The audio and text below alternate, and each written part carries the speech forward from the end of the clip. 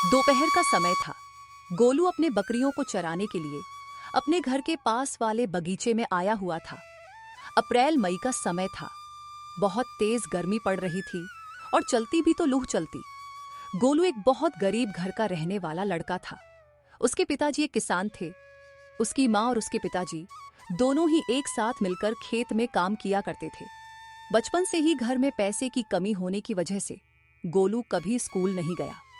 लेकिन उसकी माँ सीता, वह थोड़ी पढ़ी लिखी थी, इसलिए हर रोज शाम को वह गोलू को पढ़ना सिखाती थी। और ऐसे ही गोलू को थोड़ा बहुत पढ़ाई का ज्ञान होता है। उसके पिताजी का नाम है रामू। रामू बहुत सीधा साधा और परिश्रमी इंसान था। वह कभी किसी के साथ कुछ गलत नहीं करता और गलत होते हुए देखा भी नहीं जाता। बस इसी कारण जतनपुर गांव में रामू को लोग बहुत इज्जत देते थे। एक दिन सुबह का समय था। गोलू अभी भी सोया हुआ था। सीता खाना बना रही थी और रामू बकरियों को पानी पिला रहा था।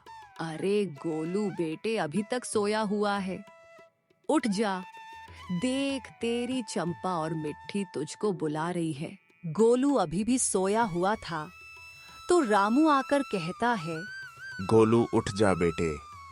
पता नहीं क्यों पापा, मुझे आजकल बहुत ज्यादा नींद आने लगी है। सुनिए ना पापा, बस 10 मिनट सो लेने दीजिए ना। सुनो, ज्यादा नौटंकी मत करो, समझे?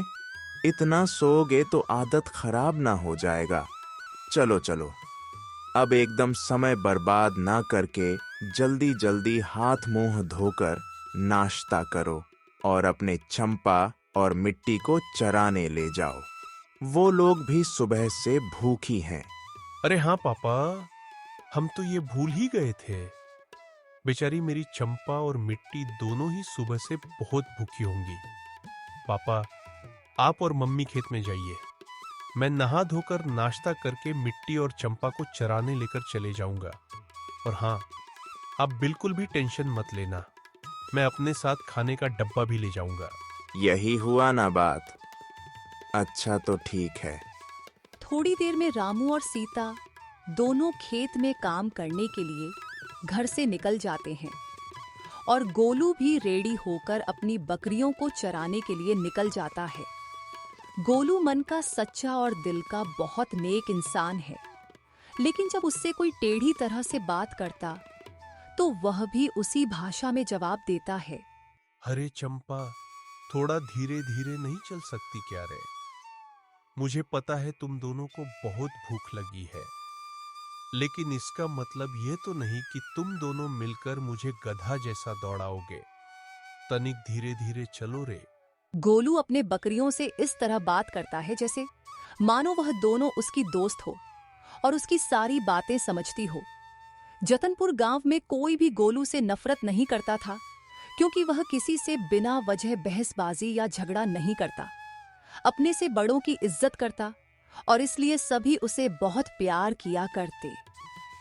वह अपनी बकरियों को चराते चराते थक जाने पर एक बड़े पेड़ के नीचे बैठ जाता है और कहता है, हे बजरंगबली, मेरी दोनों ही बकरियां कितनी अच्छी है। हमारे पूरे गांव में किसी के पास भी मेरे जैसे बकरियां नहीं हैं। पर क्या मेरी पूरी जिंदगी गरीबी में ही बीतेगी? हमको कुछ तो ऐसा करना पड़ेगा जिससे हमारा समय बदले और मम्मी पापा को आराम मिले। पर मुझे तो ज्यादा पढ़ना लिखना भी नहीं आता, मैं भला क्या ही कर सकता हूँ? गोलू अपने आप से यह सब बातें कह रहा होता है कि उतने में उसकी बकरियां चढ़ते चढ़ते अचानक दौड़ने लगती हैं। अरे अरे, तुम लोगन पगला गए का रे? इतना बढ़िया घास है, चुपचाप से खाना चाहिए। तो तुम दोनों को ज्यादा मस्ती सूझ रहा है। देखो, ज्यादा आना पाना करोगे ना तो सजा दूंगा। ऐसा ही शाम हो जाती है।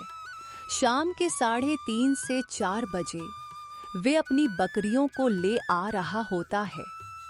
तभी उसे गांव के बबलू चाचा मिलते हैं और कहते हैं, अरे कहाँ हो गोलू बबुआ, बकरियां चरा के आ रहे हो?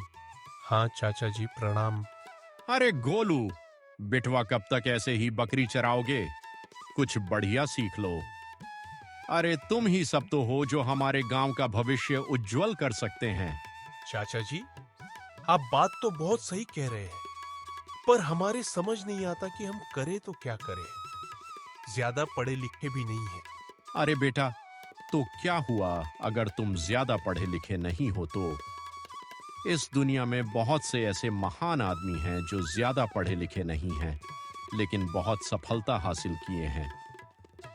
देखो बेटा, दिमाग लगाओगे ना कहीं तुम भी फिट बैठ जाओगे, और फिर हम तो यहाँ हैं ही तुम्हारा मदद करने के लिए।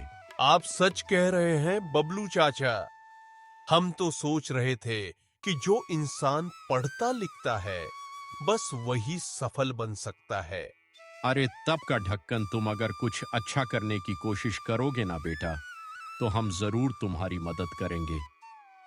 चला चला अब हमको जाने दो, हमको जरा बाजार जाना है कुछ सामान लाने के लिए। इतना कहकर बबलू चाचा बाजार की ओर चले जाते हैं और गोलू भी बकरियों को लेकर घर आ जाता है। बकरियों को बकरी घर में बांध के डमरू अपने मम्मी पापा की राह देख रहा है। पता नहीं क्यों आज मम्मी पापा को घर आने में इतना समय क्यों लग रहा है। अब तो ससुर कुछ बढ़िया और तगड़ा करना ही पड़ेगा, ताकि मैं अपने मम्मी पापा को एक सुख भरा जीवन दे सकूं। उसी दिन खेत में ज्यादा काम होने की वजह से रामू और सीता को घर आने में काफी समय लग जाता है। यहाँ डमरू बहुत परेशान हो जाता है, उसे रहा नहीं जाता है, तो वह अपनी खेत की ओर खोजने के लिए निकल जाता है। अरे ओ बजरंग बली, तनिक हमारे दिल का भी कहना सुन लीजिए ना प्रभु। पता नहीं मम्मी पापा कहाँ हैं और उनको आज इतना समय क्यों लग रहा है। गोलू खोजते खोजते आगे बढ़ता है तो उसे दिखता है कि उसके मम्मी पापा सामने से आ रहे हैं। तब जाकर उसके दिल को थोड़ा आराम मिलता है और वह कहता है, धन्यवाद प्रभु।